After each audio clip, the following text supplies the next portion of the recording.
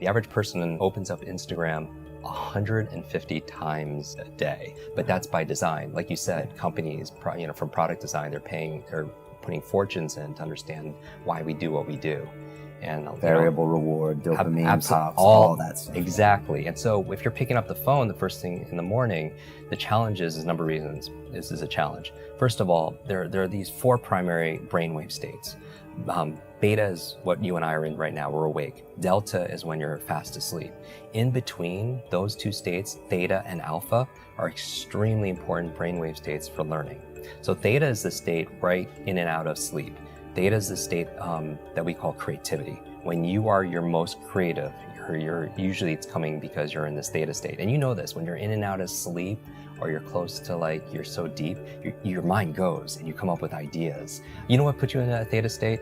Are showers.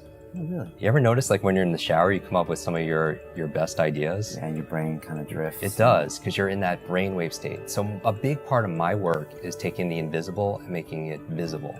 When I do these demonstrations, I always tell people that I do it because I want you to see that there's a method behind the magic. That when somebody does something that's extraordinary in athletics, in education, in technology, with the human body, there's always a trail, because genius leaves clues. Above theta, though, is the state called alpha, right below beta, where you're most aware and awake. Alpha is a state of learning. Accelerated learning. It's a state of relaxed awareness. This is a state we go into when we meditate, because your critical mind is set aside and you just absorb information unconsciously. You know what puts you into an alpha state? Television. You ever notice that if somebody's watching the game or somebody's watching their favorite TV show and you're trying to have a conversation with them and they literally are in trance, they don't hear you because of television programming, which might be an interesting word, programming and putting people into a trance. But that's the alpha state. That's where information is just going inside your mind. So we train people how to learn languages faster, learn facts better by putting them into an alpha state, a relaxed state of awareness. And we can do that by design. And people don't realize this. And this is the whole thing. I really think this should have been taught back in school, because school was a great place to learn what to learn. Math, history, science, Spanish, important subjects on what to learn. But how many classes were on how to learn? Does that even exist these days? No, that's what I'm saying. How many classes were on how to think critically, how to make good decisions, how to solve problems, how to focus and concentrate, how to read faster, how to remember more, right? Even they teach you 3 R's in school: reading, writing, arithmetic. But what about remembering? What about recall? What about retention? Right? Socrates says there is no learning without remembering. And that's really the basis of it all. But I would say that knowing you're in this alpha theta state first thing in the morning, you're very suggestible, right? And if the first thing you're picking up is your phone, then that really is rewiring our brain for 2 things: the dangers. That's going to really decrease your level of productivity and performance. Number 1, it's training you to be distracted. And we talked about that. Every like, share, comment, everything is just making you just pay attention to everything else, and rewiring your brain. So when you're having a conversation with somebody, you can't even focus because you've trained your brain to do otherwise. And that's why mindfulness is so important, whether it's meditation or something else, because it's not that I don't meditate every single day just to be at peace and be in the Zen state. I do it because it's a mental exercise. It improves my cognitive capabilities, meaning that when my mind goes somewhere else, that's the opportunity. Because when I pull it back with my breath or visualization, I built that muscle. Because here's really the basis of my work is really about taking nouns and turning them into verbs. So what do I mean by that? It's like so many people, they wake up and say, oh, I hope I have energy today, or I have motivation today, things that they have, right? I have creativity so I can write today or make videos, or I have memory, or I have focus or concentration. Those aren't things you have, those are things you do.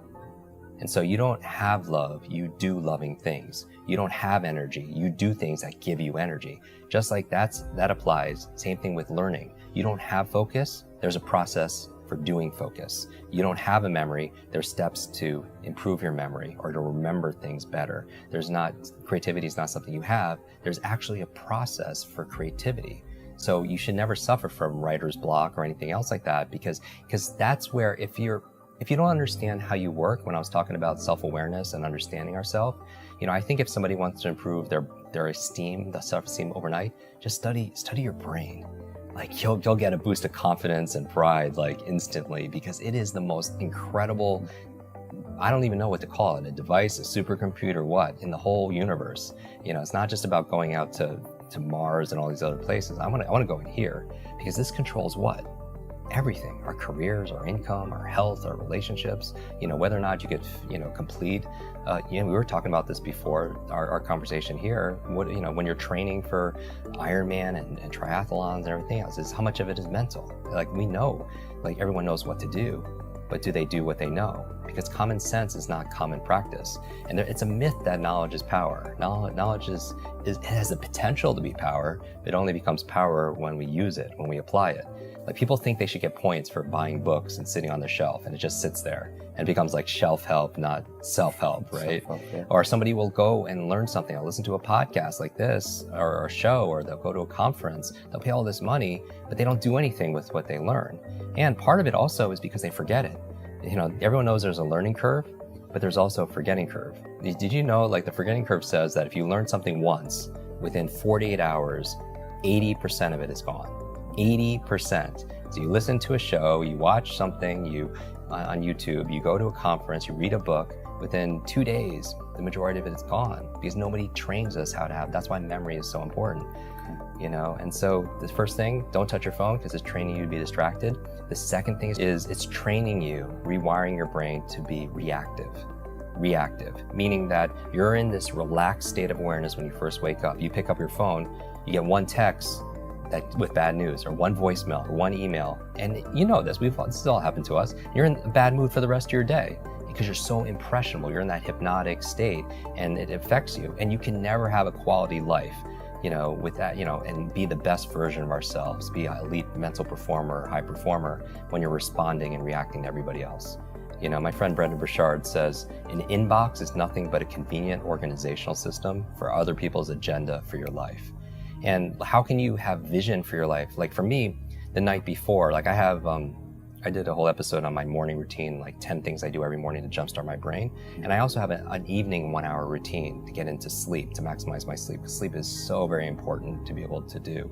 But one of the processes I do, besides, blackout curtains and cold and temperatures and breath and stuff, meditation, is I don't touch a screen, right? Because it creates blue light. And most people should know this. The screen on your laptop, your phone, everything else emits this blue light, which inhibits the melatonin production, which helps you to relax and go to sleep. So no screens. But the other thing I do is I write down the 3 things I want to accomplish the next day personally, and the other 3 are professionally. So now when I wake up, I have a vision for my life. Like this is a win today if I just get these 3 things done personally and 3 things professionally. And then when it comes to my phone, I don't touch my phone until I get at least 1 thing done. And that's my test. If I could just do that, and it's not always perfect, but it's about progress, right? Because practice makes progress, right? And there's never going to be a perfect. And I think people need to find what works for them. But I would say again, to step out is don't trust yourself as the expert instead of somebody else, and test it. Maybe for 1 week, keep your phone outside your bedroom for just 1 week, and don't touch it for the first hour a day, and spend the first hour a day being a thermostat, not a thermometer. Because a thermometer, what's a function? It reacts to the environment. And that's a kind of crappy way to live. Not that we do react to the environment. We react to the weather, right? We react to how clients treat us. We react, but to the degree we're happy is that we have the locus, the location of control inside, right? All the studies show that the happiest people are the ones that feel like they have the control over their happiness, and not put it to somebody else, a person or a place or something going on in the economy or politics or anything, right?